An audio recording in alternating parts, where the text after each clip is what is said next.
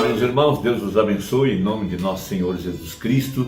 Para mim é um grande privilégio estar aqui para a nossa conversa hoje.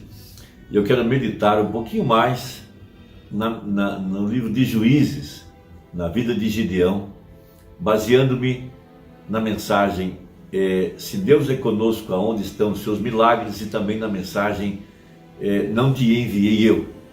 Nós todos sabemos que há um grande paralelo entre os dias de Gideão e os nossos dias, os dias em que nós estamos vivendo. Esse é um grande dia de apostasia, a exemplo do que aconteceu com Israel lá atrás, quando eles começaram a brincar de igreja e permitiram que a idolatria entrasse dentro das casas, e eles começaram com doutrinas falsas. Entendemos isso porque o anjo exigiu que Gideão quebrasse o altar de Baal que estava na casa de seu pai. Por isso nós entendemos que o povo estava apostatado. Então Deus mandou um profeta, Juízes 6, do verso 7 ao 10. Logo a saída do profeta, Deus aparece em carne humana para Gideão. Essa foi a terceira etapa, foi a revelação pessoal de Deus em carne humana para o homem. Veja, o homem a quem Deus poderia vir logo após a saída do profeta, um homem que foi chamado pelo irmão Branham de um homem escriturístico.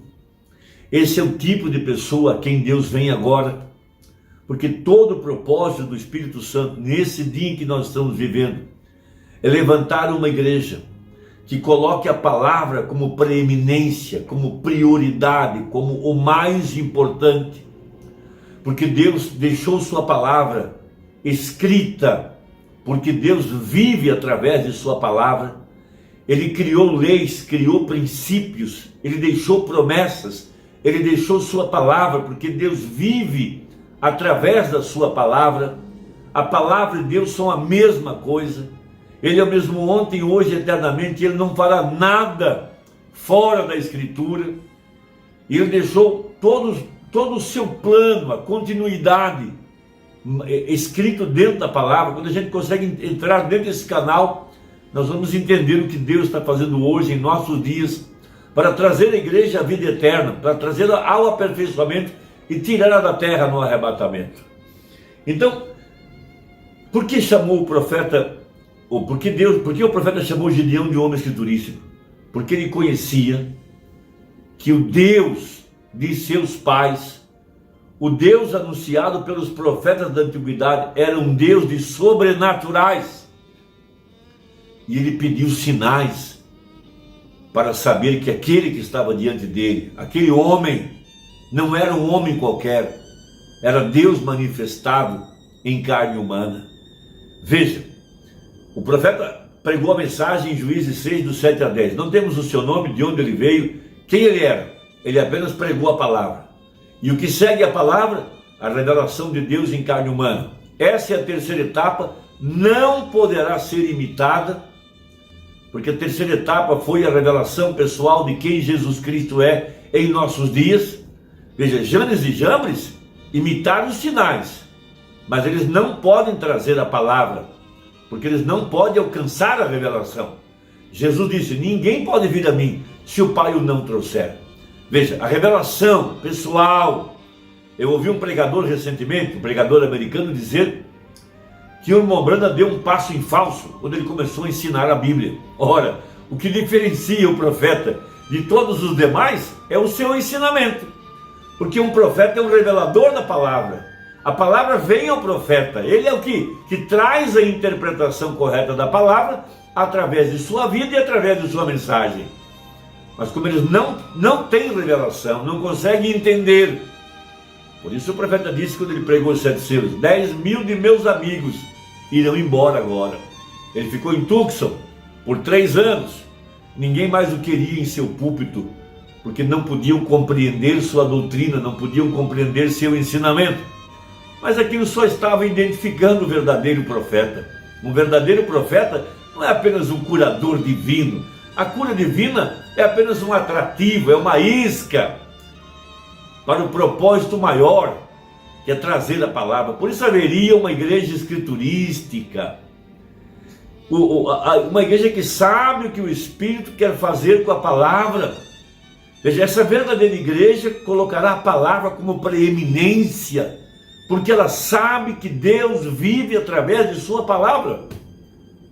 Não tem sentido Deus deixar a palavra e a mensagem e depois fazer qualquer outra coisa contrária à mensagem e à Bíblia. Não tem sentido, não faz sentido. Então, seguindo aqui, Umbanda pregou a mensagem intitulada Não Te Enviei Eu, baseada nesse versículo, verso 14, Juízes 6. Então o Senhor olhou para ele e disse: vai nessa tua força e livrarás a Israel da mão dos midianitas. Porventura não te enviei eu? Primeira coisa, ele era um homem escriturístico. Ele conhecia a palavra e ele queria um Deus que operasse de acordo com a palavra. Segunda coisa, um homem enviado, comissionado, equipado para o trabalho. Seguindo, e ele disse: ai, Senhor meu, com que livraria Israel? Eis que o meu milheiro é o mais pobre em Manassés, e eu o menor na casa do meu pai. E o Senhor lhe disse: porquanto eu hei de ser contigo. Tremendo, né? Não te enviei eu, e eu hei de ser contigo. Veja, tu ferirás os midianitas como se fosse um só homem, o mesmo que fez Sansão com uma queixada seca de jumento. Matou 1000 filisteus, fora o que deixou aleijado, fora o que deixou ferido, machucado, com aquela queixada de jumento na sua mão. Quando ele batia, havia tanta unção que cada batida era um golpe certeiro. Ali estava um atirador de elite, como nós diríamos. Uma bala, um morto. Uma batida, um morto. Uma batida, um ferido. Veja. Ele disse: se agora tenho achado graça aos teus olhos, dá-me um sinal de que és o que comigo falas. Veja, isso provou que ele era um homem escriturístico.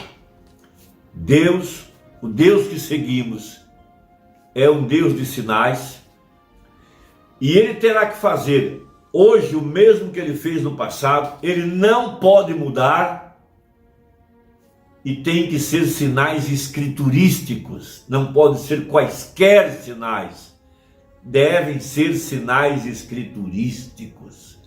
Então, Umbanda pregando essa mensagem: se Deus é conosco, onde estão os seus milagres?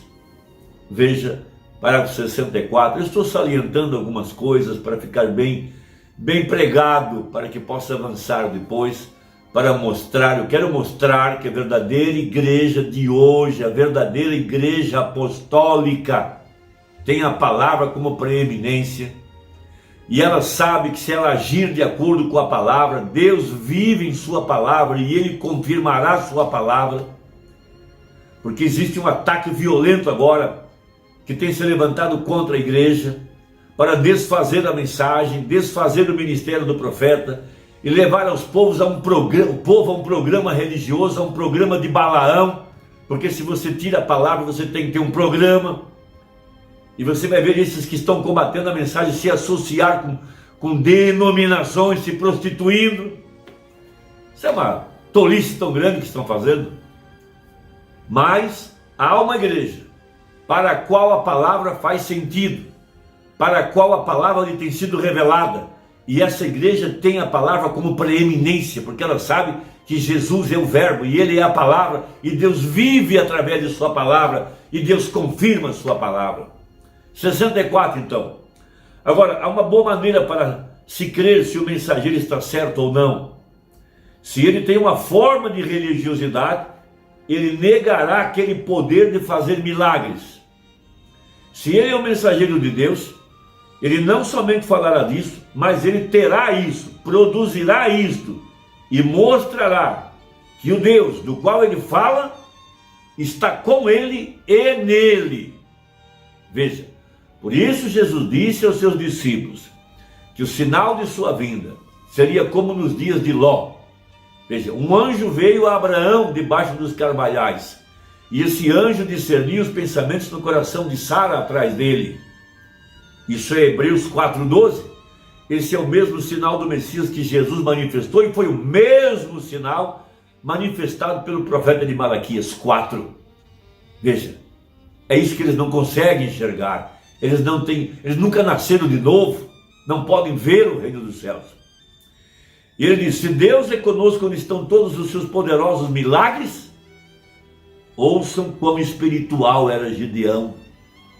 Por outro lado, ele disse: se nós entendemos que Deus é um grande Deus de operações poderosas, Ele é um grande Deus de milagres, e se Ele é por nós, e Ele é conosco, e Ele é o mesmo ontem, hoje e para sempre, onde posso ver seus milagres? Onde posso ver este Deus em ação? Onde Ele está, se Ele é por nós?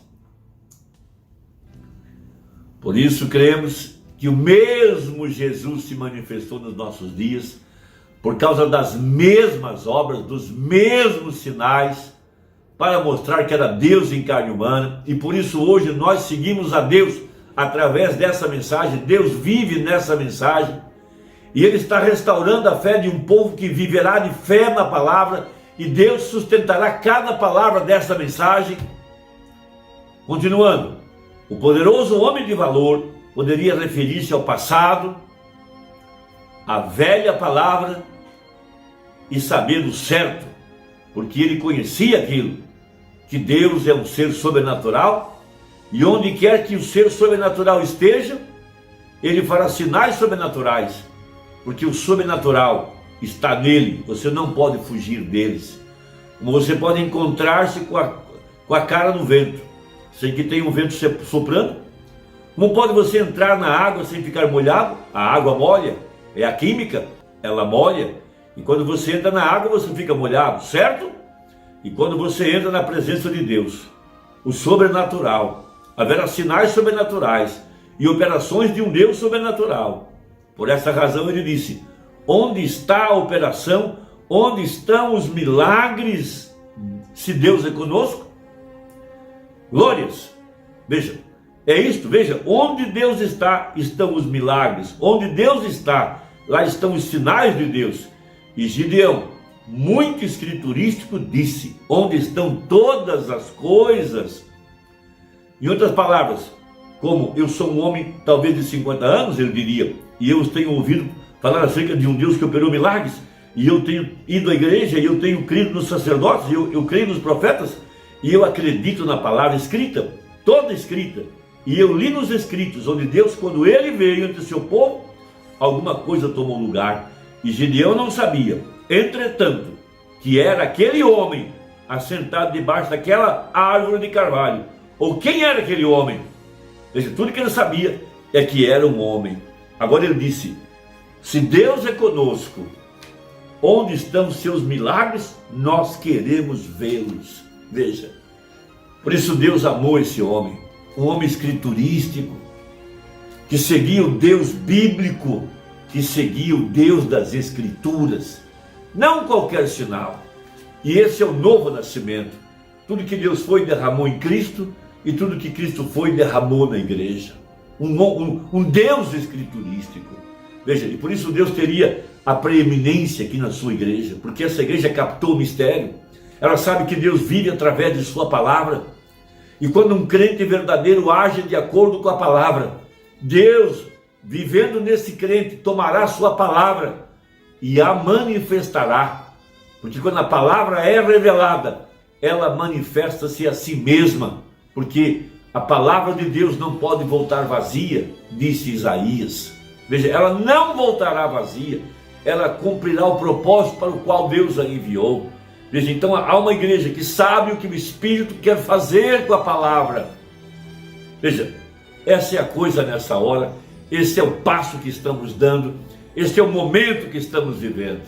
Meu irmão e minha irmã, Deus te abençoe, espero que tenha ajudado, e até a próxima, se Deus quiser, no nome de Jesus Cristo. Amém.